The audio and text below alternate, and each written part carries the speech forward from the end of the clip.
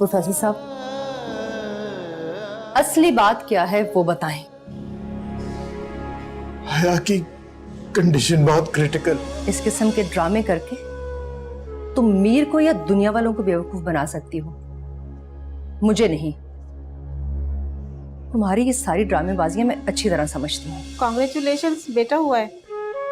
या अल्लाह तेरा शुक्र। खबरदार, मेरे बच्चे को हाथ नहीं लगाना।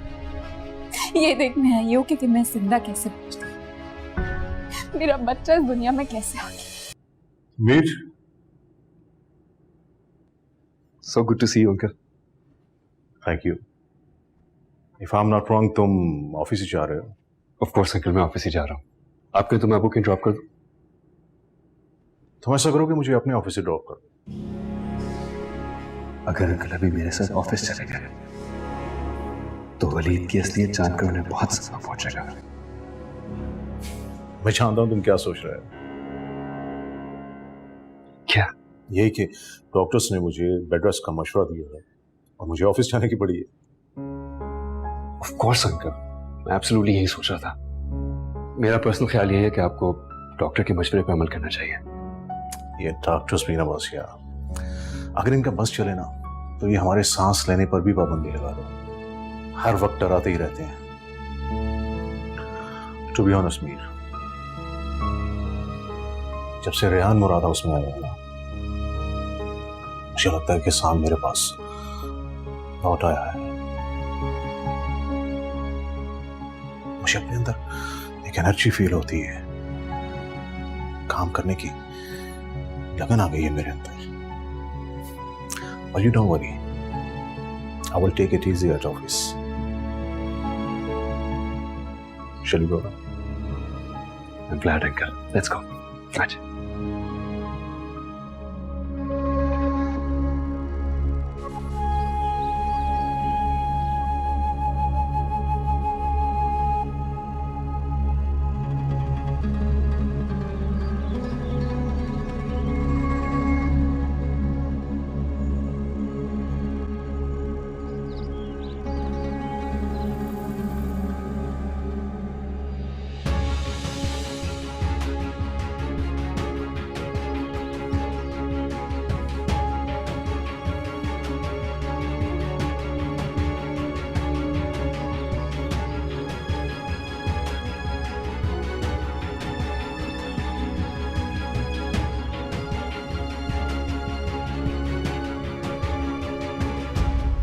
वलीद, तुम्हें मैंने यहाँ वॉक करने के लिए नहीं बुलाया।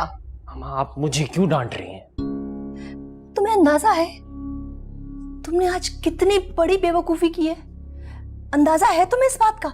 मुझे समझ में नहीं आ रहा मॉम, पापा के मीर के साथ ऑफिस जाने में मेरी क्या गलती है? देखो वलीद, मैं बेवकूफ नहीं हूं। हाँ, हया तुम्हारे कमरे में तुम्हें बुलाने के लिए गई थी। जब जमाल ने तुम्हें पैगाम भिजवाया था, तुम क्यों नहीं गए? यही मैं आपको समझा रहा हूँ। पापा ने हया से ये नहीं कहा था कि वो ऑफिस ले जाने के लिए मुझे बुला रहे हैं। पापा ने भाई के जाने के बाद आपसे बोला था कि वो अब से ऑफिस नहीं जाएंगे। आज सुबह सवेरे उनको ऑफिस जाने की कहां से पड़ गई? प्लीज समझने की कोशिश करो। अब जब जमाल ऑफिस जाके ऑफिस के ये सारे हालात देखेंगे और साथ में वो मीर जब उनके कान भरेगा, तो तुम्हें अंदाजा है कितना बड़ा डैमेज हो सकता है? हाँ मॉम, मैं अपने आप को परेशान करने के अलावा और कर भी क्या सकता? वलीद, फॉर गॉड्स सेक, ये फजूल की सफाइयां पेश करने के बजाय ना कोई सोल्यूशन बताओ, अदरवाइज ये बना बनाया खेल बिगड़ जाएगा। हम लोग जीती हुई बाजी हार जाएंगे वलीद, अगर हम दोनों आपस में जंग लड़ते रहे। Please think.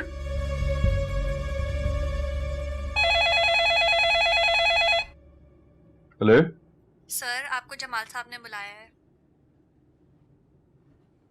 अच्छा ठीक है, मैं आ रहा हूँ। जिस बात का डर था मुझे, आखिर वही हुआ।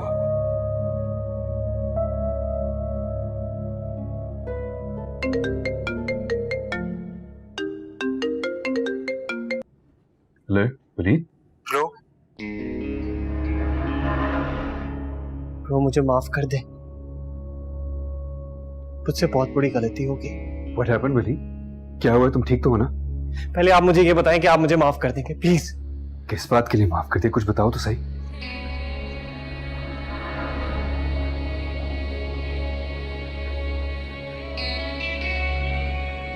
तो भाई के जाने के बाद मुझे ऐसा लगा कि उनके एक्सीडेंट के जिम्मेदार आप हैं। ये सब कुछ जानने के बाद मैंने आपसे बदला लेने की ठान ली और अपनी स्टूपिडिटी की वजह से पूरे ऑफिस के सामने मैंने आपकी बेइज्जती की। और सिर्फ यही नहीं ब्रो, इंतकाम की आग में मैं इतना जल गया था कि मैंने ऑफिस को भी डिवाइड करने की परमिशन दे दी। कितना गिर गया हूं ना मैं ब्रो, मुझे तो अपने आप से भी नफरत होने लगी है। सबसे पहले तो तुम रोना बंद करो, क्योंकि अगर तुमने रोना बंद नहीं किया तो मैं ये कॉल काट दूंगा। Sorry bro. तुम्हें तो खुश होना चाहिए कि किसी बड़े नुकसान से पहले ही तुम्हें अपनी गलती का एहसास हो गया। सुन रहे हो ना तुम? हाँ हाँ ब्रो, यस। मलिक, जानते हो मेरा कोई भाई नहीं है, लेकिन अगर होता भी ना तो उसका वो मकाम ना होता जो मेरे दिल में तुम्हारे लिए है। इसलिए मैंने कभी तुम्हारी किसी बात का या हरकत का बुरा नहीं माना। ब्रो मैं जानता था कि आप मेरी गलतियों पर पर्दा डाल के मुझे जरूर माफ कर देंगे। बस एक और एहसान कर दें मेरे पे। वो क्या? ब्रो, ऑफिस को डिवाइड करने की बात आप प्लीज डैड को मत बताइएगा। उनसे बोलिएगा कि ये सब कुछ आपने करवाया है, क्योंकि अगर उन्हें पता लग गया कि ये मैंने कराया है तो पता नहीं वो मेरा क्या हाल करेंगे। और आपको तो पता ही है कि उनकी तबीयत आजकल ठीक नहीं रहती और डॉक्टर्स ने मना किया उनको किसी भी किस्म की टेंशन लेने से। Don't worry, I promise you uncle तुम्हें कुछ नहीं कहेंगे। बाय।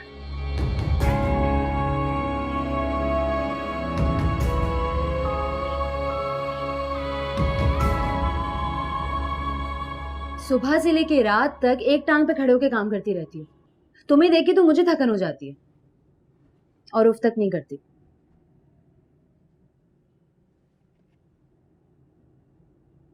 ये बर्तन रख के आने दो, फिर आके तुम्हारे पास ही बैठती हूँ। ये बर्तन मैं रख दूंगी, तुम यहाँ बैठो आराम से। मुझे तुमसे कुछ बात करनी है। जी बोले। आबरू, मुझे नहीं लगता कि तुम्हारे ससुराल वाले तुम्हें कोई जॉब करने देंगे। सना, मेरी जॉब से मेरे ससुराल वालों का क्या ताल्लुक है? देखो, तुम मुराद ग्रुप की बहू हो। किसी और मामूली सी फर्म में वो क्यों तुम्हें जॉब करने देंगे? मैं मुराद फैमिली की बहू थी, अब नहीं।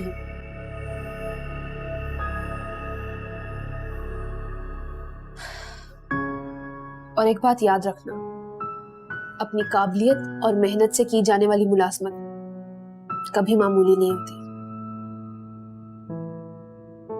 अच्छा, आई एम सॉरी, मेरा हरगिज ये मतलब नहीं था। मैं जानती हूँ सना, मैं बाबा की इजाजत से जॉब करने के लिए जा रही हूँ। अब मुझे और किसी की परवाह नहीं है।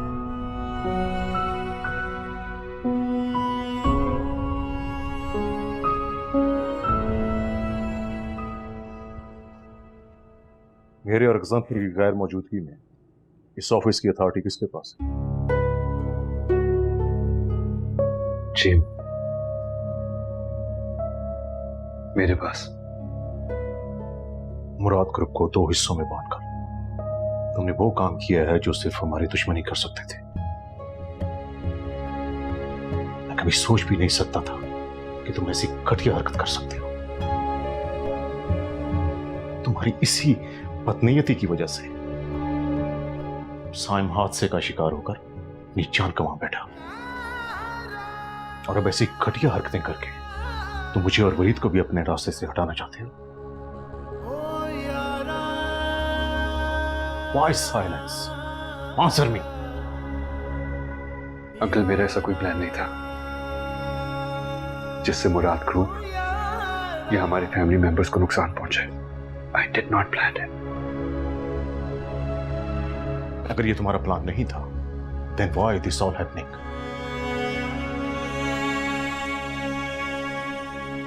मैं अपने शेयर्स अलग करना चाहता था, लेकिन मुझे अपनी गलती का एहसास हो गया and I am really sorry.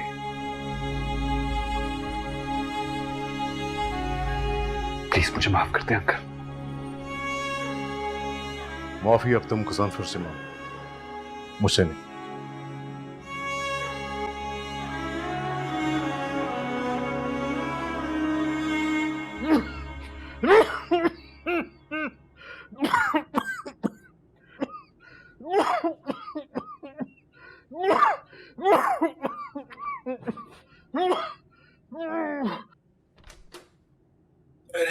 पापा, पापा क्या पानी खत्म? अभी ला रही हूँ।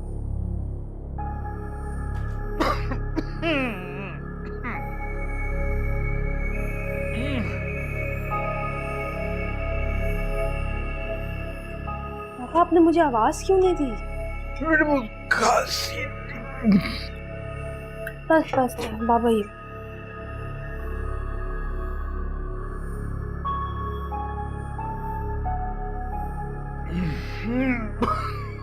आपको ये मामूली खांसी लगती है? अब आप इस खांसी को सीरियस क्यों नहीं ले रहे? कुछ नहीं हुआ मुझे बेटा, ठीक हो गए। मौसमी खांसी है थोड़ी सी, ठीक हो जाएगी। आप तो ऐसे ही कल परसों के बहाने ही बनाते रहे। मैं आपको कल हॉस्पिटल लेकर जाऊंगा। मैं खुद आऊंगा डॉक्टर की तरफ से, तुम खामखा फिक्र कर रही हो।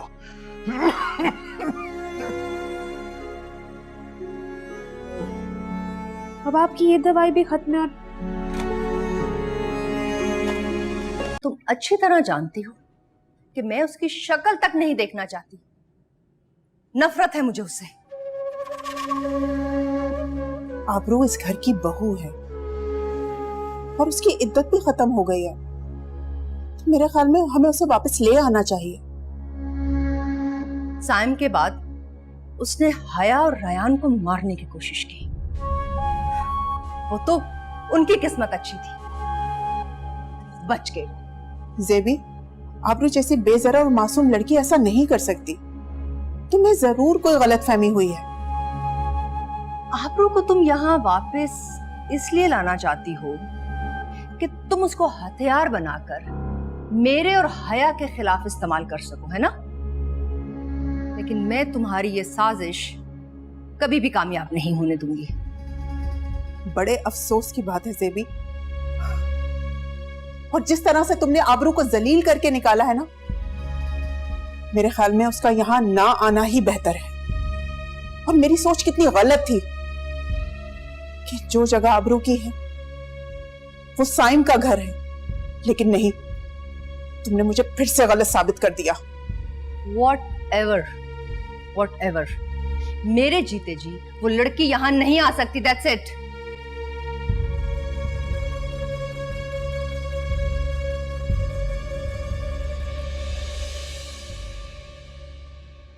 आबरू को इस घर में लाने से पहले बेहतर है कि हम अपने आपस के मसले हल कर लें। आप कहना क्या चाहते हैं भाई साहब? भाभी, आपके इस सवाल का जवाब तो अब सिर्फ मीर ही दे सकते हैं।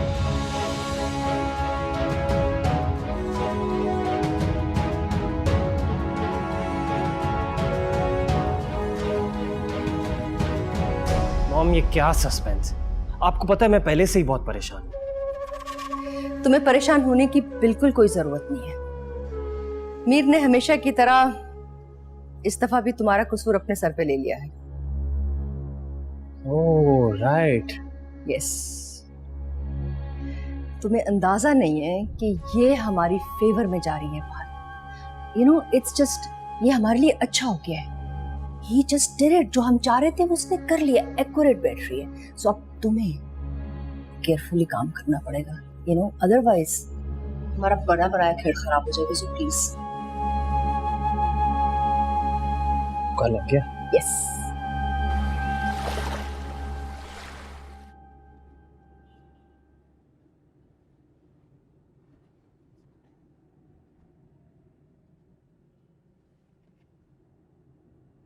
जॉब एक्सपीरियंस के मुताबिक तो आपकी रिसेंट जॉब मुराद ग्रुप की है। जी सर। इतनी बड़ी पोस्ट, इतना अच्छा पैकेज, तो कोई खास वजह है मुराद ग्रुप को छोड़ने की?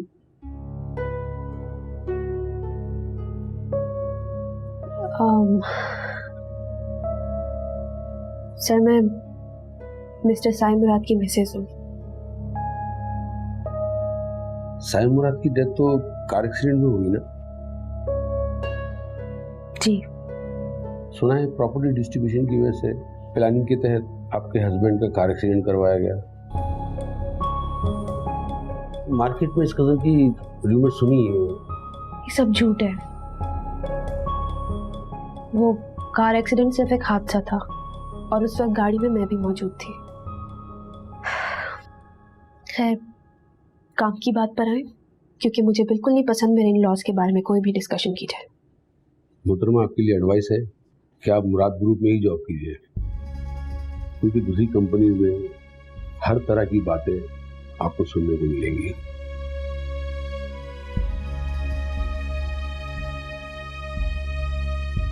जा सकती हैं।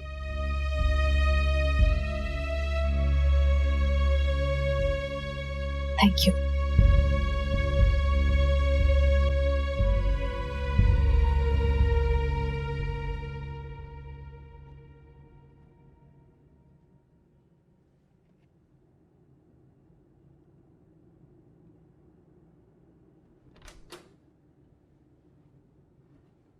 हेलो। ओह माय गॉड, सो रहा है। बस अभी सुलाया है। Cutie pie, you're sleeping.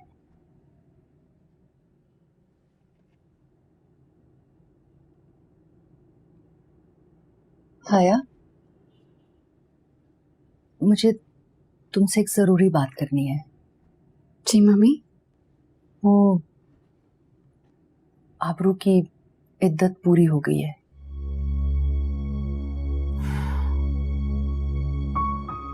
Mummy, आबरू को इस घर में लाने से पहले सोच लीजिएगा कि उसने आपकी बेटी और आपके पोते को मारने की कोशिश की है।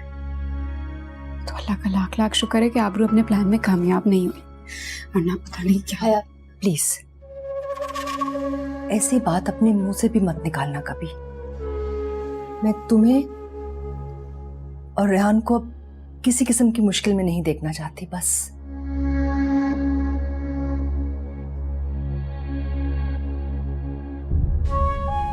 मम्मी, अगर आप मुझे वाकई खुश देखना चाहती हैं तो आप मुझसे वादा करें कि आप आबरू को हरगिज भी इस घर में कदम रखने नहीं देगी।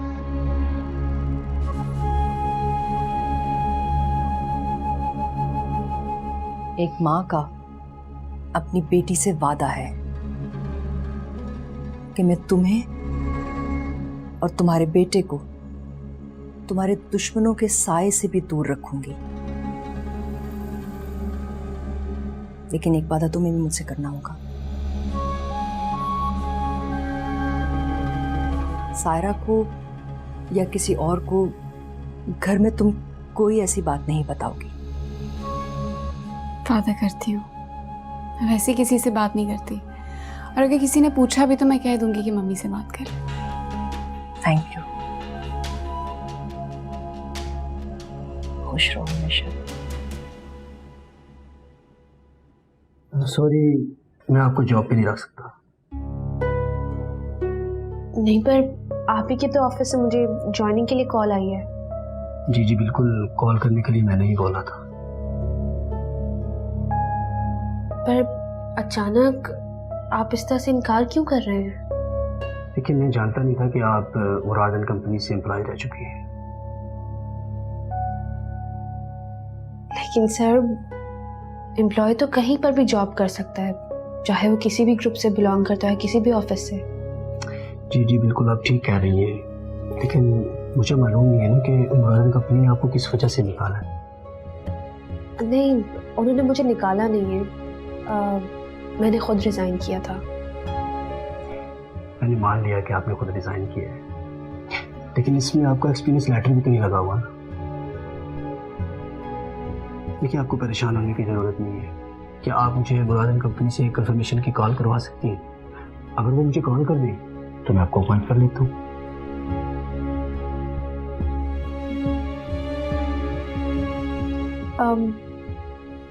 कॉल करवाना ज़रूरी है? देखिए, हमारी मार्केट का एक रूल है, हम एक दूसरे के एम्प्लॉय को बगैर इजाज़त के जॉब पे नहीं रखते। जी। इसलिए आई एम सॉरी।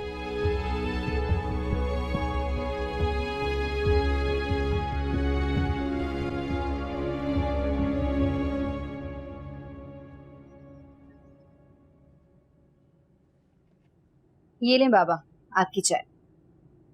यहाँ से। Thank you. बेटा, ये इतनी देर हो गई है, आबरू अभी तक नहीं आई। बाबा उसने जाने से पहले बताया था कि आज 2-3 इंटरव्यूज हैं, तो आते आते देर हो जाएगी। वो तो ठीक है बेटा, लेकिन फोन करके पूछो कहाँ रह गई है वो। अरे बाबा, आप क्यों इतनी फिक्र कर रहे हैं? अभी अभी बात हुई है, बस घर के रास्ते में।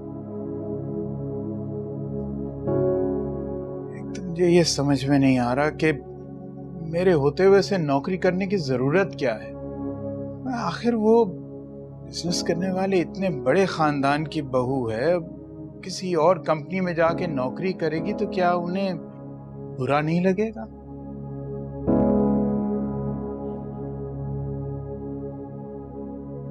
पापा को अगर मैंने आबी के ससुराल वालों की असलियत बता दी कि किस तरह जेबी आंटी ने चोरों की तरह जलील करके आबी को घर से निकाला है, कभी किसी ने फोन करके उसकी खैरियत तक नहीं पूछी। बेटा, कुछ पूछा है मैंने तुमसे? बाबा वो मैं सोच रही थी कि आबरू को ससुराल वालों को बुरा नहीं मनाना चाहिए।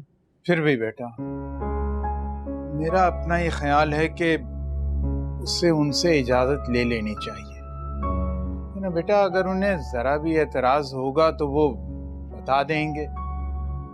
कम से कम बात की बदमज़गी से इंसान बच तो जाएगा ना।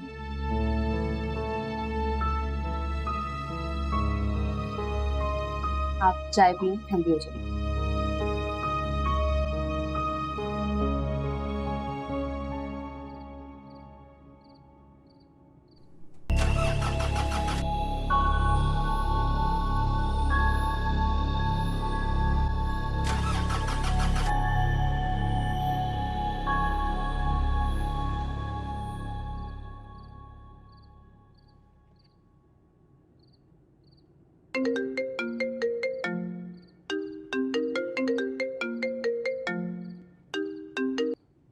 हेलो।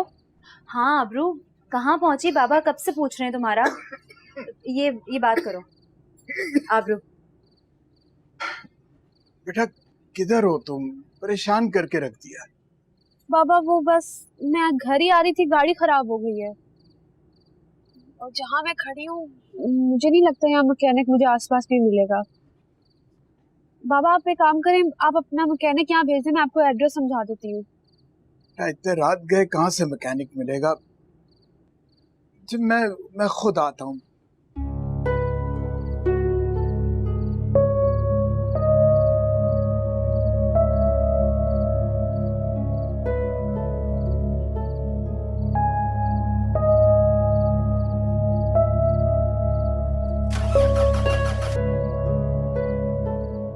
क्या हुआ?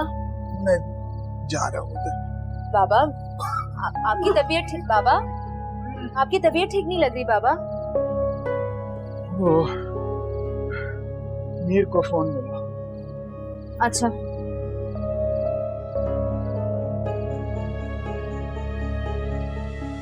हेलो।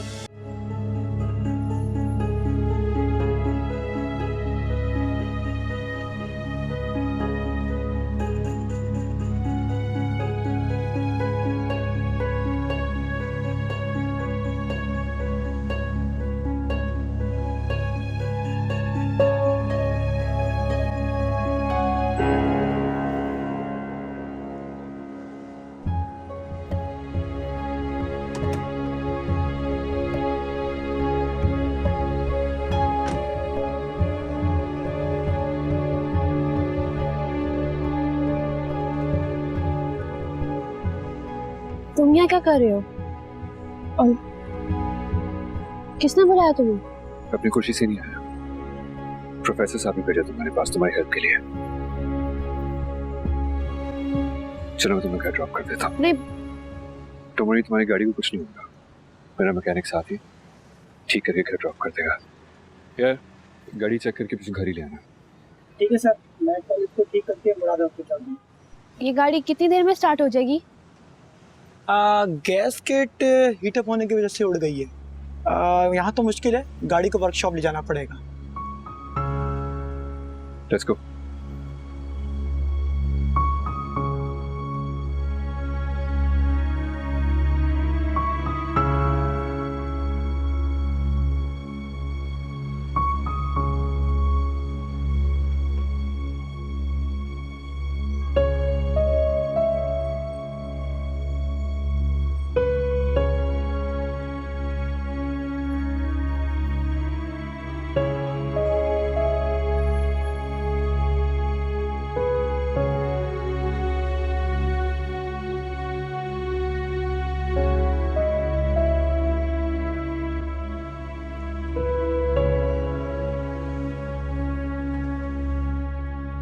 इतनी रात को कहाँ जा रही थी? मैंने अंकल से कहा भी था अगर कोई भी जरूरत हो तो मुझे बता दे। पहली बात हुई है, मैं कहाँ जा रही थी, कहाँ से आ रही थी, इससे आपको कोई गर्ज नहीं होना चाहिए। और दूसरी बात, आपका बहुत शुक्रिया अदा करना चाहिए क्योंकि आज रात जो मैं अकेली हूँ वो भी सिर्फ आप ही की वजह से। अगर आपने मेरे शौहर को... दोस्त था मेरा, इसलिए प्लीज तुम सब मुझे उसकी मौत का इल्जाम देना बंद कर दो। जितना दुख उसकी मौत का तुम सबको हुआ उतना ही मुझे भी हुआ है। आपको एहसास भी है कि दुख कहते किसे? दुख वो था जो तुमने मेरे शौहर को दिया था, जिस घर जिस बिजनेस को वो बचाना चाहता था टूटने से, उसका दुख। और तो और हम दोनों के दरमियान जो गलत फहमियां तुमने पैदा की, उसका दुख। Please trust me and believe me, मैंने ऐसा जानते बूझते कुछ नहीं किया। तुम कम से कम इतना तो मुझे जानती हो। मैं तुम्हें बिल्कुल नहीं जानती और ना ही जानना चाहती। तुम वो शख्स हो ही नहीं जिसे मैं कभी जाना करती थी। तो ये भी नहीं जानती साइम की मौत एक्सीडेंट में हुई थी या फिर हॉस्पिटल में किसी ने उसका मर्डर किया था। That's it. बहुत हो गया। मैं कब से इस मौके का इंतजार कर रहा था कि मैं तुमसे मिलूंगा, तुम्हारी सारी गलतफहमियां दूर करूंगा। तुम ही मुझे बताओ, मैं क्यों मारूंगा साइम को? क्या मिलेगा मुझे उसको मार के? उसका पैसा, उसका घर, उसका बिजनेस, क्योंकि तुम्हें अच्छी तरह से यकीन था कि इसके अलावा तुम्हें और कुछ मिल भी नहीं सकता था। बिल्कुल सही कह रही हो। जिस वजह से तुमने भी साइम से शादी की थी ना, क्योंकि उसके पास मुझसे ज्यादा पैसे थे। खबरदार, खबरदार अगर हमारे रिश्ते के बारे में तुमने अपने मुंह से एक लफ्ज भी निकाला तो। साइम के लिए जो मेरे जज्बात थे, वहां तक तो तुम्हारी सोच भी नहीं जा सकती। तो ठीक है, तुम मुझे गलत समझती हो और मेरा मानना यह है कि तुम्हें मेरे बारे में गलत फहमी है। अब हम अपनी सारी जिंदगियां इन्हीं गलत फहमियों में गुजार देते हैं। Is that okay? साइम के बाद मेरा अब तुम में से किसी से भी कोई ताल्लुक नहीं। तुम समझदार हो, खुद मुख्तार हो। मैं तुम्हें किसी चीज की जबरदस्ती नहीं कर सकता।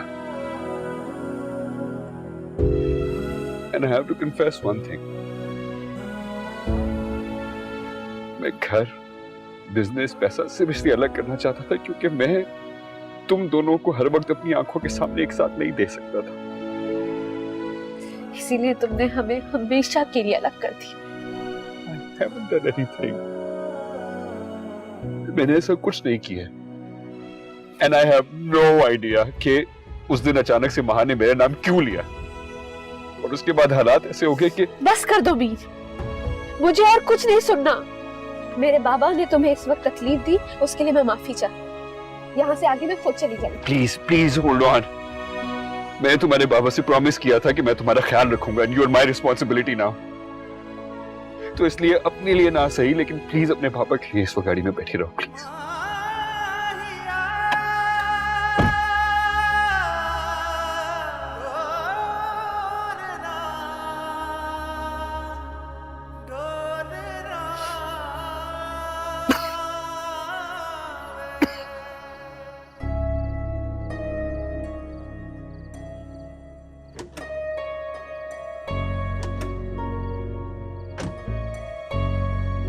बाबा, आप ऐसे बाहर क्यों खड़े हैं? आपकी तो तबीयत भी ठीक नहीं है। तो तुम्हारा इंतजार कर रहा था। वो मीर बेटा आओ। बाबा, आइंदा कोई भी इमरजेंसी हो, आपने सिर्फ मुझे कॉल करनी है। आपको पता है मैं अपने मसले हैंडल कर सकती हूँ। आपको किसी को भी फोन करने की जरूरत नहीं है। बेटा वो मैंने मैकेनिक को आबरू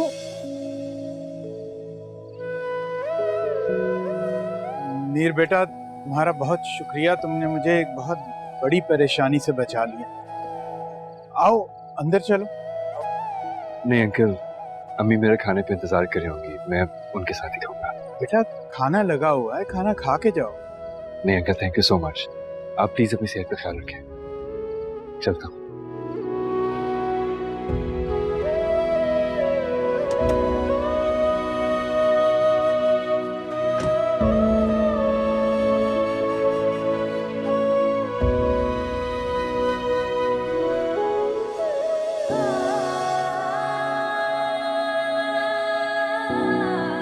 मैं घर, बिजनेस, पैसा सिर्फ इसलिए अलग करना चाहता था क्योंकि मैं तुम दोनों को हर वक्त अपनी आंखों के सामने एक साथ नहीं देख सकता था।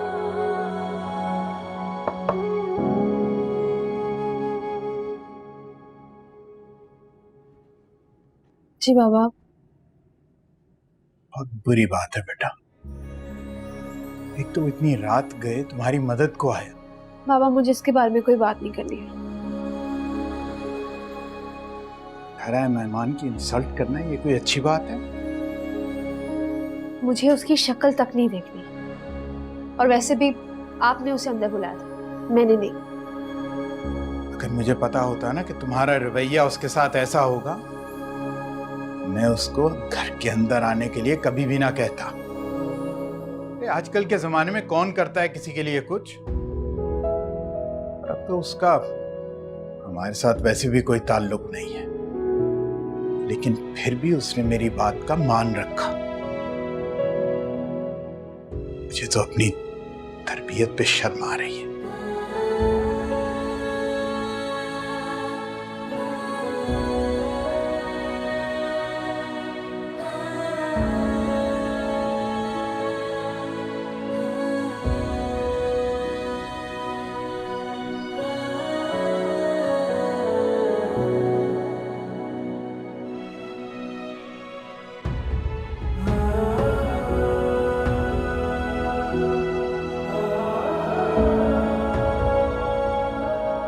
मुझे खुशी हुई कि तुमने आबरू की मदद की,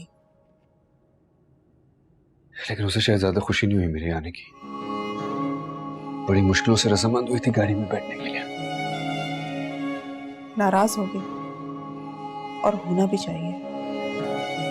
सेबी ने बहुत बुरा सलूक करके उसको घर से बाहर निकाला था। ऐसा सलूक को कोई अपने नौकरों के साथ भी नहीं करता। तुमने आपने रोका क्यों नहीं उन्हें? उन्हें क्या हक पहुंचता है आबरू के साथ इस तरीके से बिहेव करने का? सेबी ने हमारे मुंह पे ताले डाल दिए ये कह के कि हमें कोई हक नहीं है हया और आबरू के मामले में बोलने का। होती कौन है वो हम पर इस तरह की पाबंदियां लगाने वाली? What's wrong with Jamal uncle? कुछ कहते क्यों नहीं उन्हें? मीर, जज्बात में आके ये मत भूलो कि हया और आबरू सेबी की बहुएं हैं, और जिस घर में औरतों की हुक्मरानी होती है ना, वहां पे मर्दों की नहीं चलती है। सेबी की इन्हीं बातों की वजह से मैं आबरू से मिलने नहीं जा सकी। तुम जानते हो सेबी कहाँ की बात कहाँ ले जाती है। शायद इसीलिए वो बेचारी अपने कदमों में खड़ा होने के लिए जॉब तलाश करती फिर रही है। बड़े अफसोस और शर्म का काम है। साइम की बीवी मुराद ग्रुप की बहू अपने लिए जॉब तलाश कर रही है। कुछ ऐसा नहीं हो सकता कि हम उसकी मदद कर सके? कुछ भी।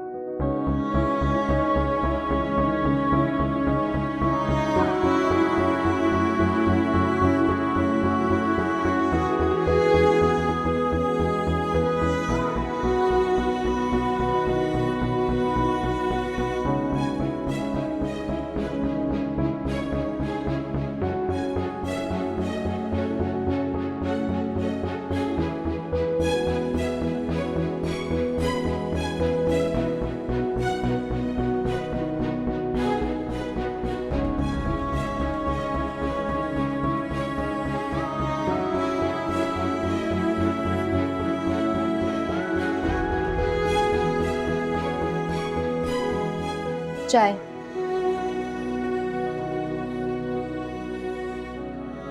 थैंक यू, मेरा वैसे ही बहुत दिल चाह था चाय पीने का।